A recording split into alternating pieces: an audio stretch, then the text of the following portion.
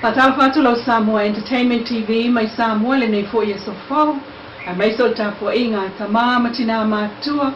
Tela ho mo mai ai tato fasalonga le nei tulapo Amerika, New Zealand, Australia, Tutuila, Samoa nei, malo le soifue se nei fa.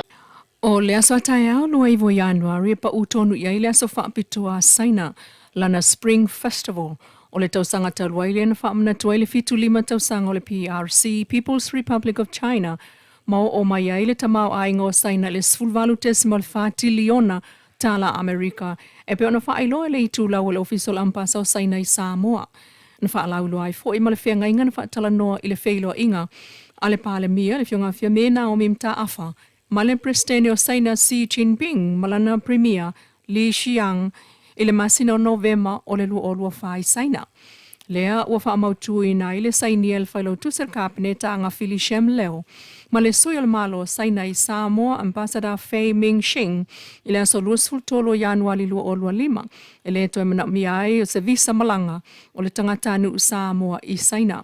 O sa sao le Spring Festival mauna tala whaasolopito ua tusa o le selauto sanga ma whaamnatua I Samoa peitai. O ta ual whaamtalanga whaalawe tele le sui o saina I Samoa. O le asia singa le fiongol pale mia o Samoa I le prestene o saina na whaiai se malienga le waftau sia I whaalawao malo. E si iti atu I se isi la asanga le la whaapaanga. E au fiai mamata upu o sainia whaamalienga iai ma le Visa Exemption Agreement. Ua tatalai nei le lua whelua lima le koni seti le li pese Samoa le whanau I Missouri Amelika I matu. Ai na soifuane I Amelika Samoa ma ula wilo ai na whatunga I Amelika I matu, Amerika Samoa ma Samoa tuto tasi au le Pasifika.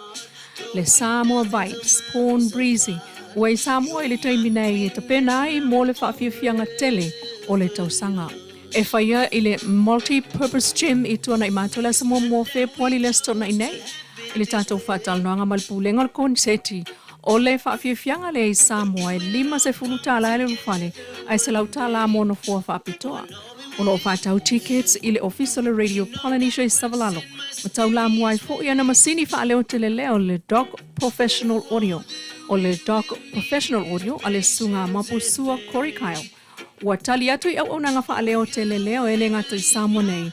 Ai o Samoa I sasai ai mai se koni setia alivasenga o le au pepese lawi lo le tātou I tulangi. O le au pepese mai Europa, Amerika, New Zealand, Australia, ai o Samoa la vaia. Ua leo te tele I fo I launga a whaafenga I ngai tutonu o malu. O si ufonga o taita I mea whai tele.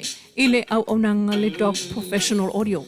O ta ue le taita o le Royalty Music Crew o whaia whaalawi lo le koni seti o le Samoa Vibes, Porn Breezy, le sunga a Poetic Ventry Pahaka. E se lau luas fulima isi tangata pese o lo lato ngalulu e whatasi. E whaalawi lo alato koni seti le laulangi. Mai o le tele o ilato e au fia ile li I Solomona ia Taro Loco o le whatoao o mai fo ilea I Samoa. O se taimel vai asonei e tau nuua I whanua, le li pese lau I loa ia Spoon Breezy, mo le koni seti la stona I neil falta alo I tona I mato le multi-purpose gym. O Spoon Breezy na soifuane I Missouri, Amerika ai o le tele o lo naulanga o tutuila I Amelika Samoa. Ua tolu sulfitu tausanga o le soifua, ai o le sulfito tausanga o lo na matua na amatai o na fia pese. O lona tama fo I o tangata pese, peitai, e siliel se lau fasu wafe ana pa angai lungo le YouTube, subscribe o lawi loai ana pese pei, o le Going Nowhere, ma le Back in My Arms, e siliel le milion na fia iai. O lo tatangi pe I talinga o whaia onga I tutuila mamanu ale lui alo na kovana, ai o le matai mai le fio anga o le whangoli I Savai. Ile silia ma le lua se fulu tausanga taluai le fionga tau e se tua ile mafua pita sunia. Ile whalelau mei utulei e se tasio ana sao noanga o lau ngatongi. Ma ia tau atu I whaia ongo Amerika Samoa. A saule tama I titi ma le di I lona li poti. E le o le tama I titi e ona le di le na. O le wingolan sao noanga o le di a le tama I titi I lona li poti o fōlinga wa aia le na o lona whaia onga. Pei ta ile whailo inga maasa ni aia whaia onga o polu masawai I e tapena ai mola na tausanga onga amata lua o lua lima. Na ta uai le whaia onga o le onga tūlanga lua ale a kape I funga lei le sunga solinu usami I le tustala o le observer. E atangia mai whānawa o ngā lelei whaatino o le ngā rue ngā le whaia o ngā. Ai mo ia lava ia ele o le tutongi e fua ia ila na ngalue awa o lona ia lava le tofi o le whaia o ngā. O se mitamitanga lona vai atu o potol tamaititi ma avea o se fōma i po o se pāle mia i le lumanai. O le whaatasinga whaatausanga le a whaia o ngā Samoa sa whaia i le potu whono le mtanga ruengawa o ngai malifa i le vai aso tolwai. Matu sia e le ofisa sili o le mtanga ruengawa o ngā le fionga e au Chris Hasselman. I lana i tū lau of sota inga te le vave. E sili e le lua afe whaia o ngai lutatu o tunu. O le nanu mera e matua te lele e se senga o langona i le vaitino iai i le vasenga o whaia o ngā mo ia la vaia. Ua avatu iai le whaatuatuanga e ngafa tauli maina le mamalo i la tau. O lana whaatuanga i whaia o ngā, mō whaia o ngā o Samoa, ia sili, ma ia sili atu le whaatinonga o le ngā luenga. O le masina whaue e ia o ngā whanau le tātua tunu. E le tu ua le au whai ngā ruenga i lungo le valele le Fiji Airways, se avanua. I le pansese tina palangi Australia i lo lātou whaapipi i o le tape i lo na fofonga e tāpuni a i lo na ngutu. E tāpuni upu māsoa ma le ngangana tu umaua lalo whaasanga tau te ngā tātu motu. O le tinaia Stephanie Banko Adelaide i Australia i saute e ono iwa tau sangal matua na whaasala e totongi le afe tā la fiti. A fua mai lona ona i le taimi o le malanga sulta si tu la le valele mai San Francisco matula o ele i Nandi Fiti i le aso lua se fulo i Ianuari.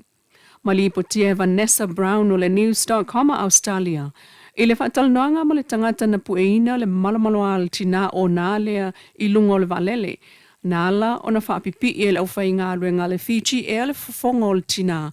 Ina ua laulau wa vale tu lau ma fola lo na ita i tangata atu motu po o Islanders ai whaatu a afa le mamau le malanga le sulta si tu la i le motu o fiti. Peitai, na amata lo na laulau vale Stephanie alu ese lo na to olua alu no fo ese ai watili ita i lona le lopo o fel no fo wa se e iai to olua. O moli mawina e iai mātua sa malanga ma la to whanau na pupunita linga i le onga o le ngangana na whao ngā el tina o nā lea. Tinga na ave le pito i tu o le valele, ele au whai ngā ruenga, e tau mawhai e whaafile e muai, e whaawawa le ngutua i tangata atu motu, e pei o na li potia, ma tau fia i loa e leo i fiti na ua tau nuu le waa, ave le whaamsinonga ma tutongi lana salatupe a feta la fiti. O le tau sisia le au whai ngā ruenga o le valele, le saonga le mua na pāsese pei o na li patia, le itu e ave iai la lātou whaataua. Pei tai o lo moli mawina, o leisi lea vaenga, o le au nanga i lunga o le valele, e au fiai o tau mafa ma ava malosi, e le o li patia, po le tina na alua tu o na i lunga o le valele, pe na whaatoa sua ava i lunga o le vaa. Ai o ta ua le pulenga o le Fiji Airways, o le saunga le mue ave iaila na wha mua mō pāsese malanga. Se tautua le nā lau Samoa Entertainment TV mai Samoa le fo iaso e wha moe le lofo le tua tātou tui whiro e fo iaso atai au se wha poponga ai ma wha tuai i le Wendy's Design mai funga le mō le wha la e.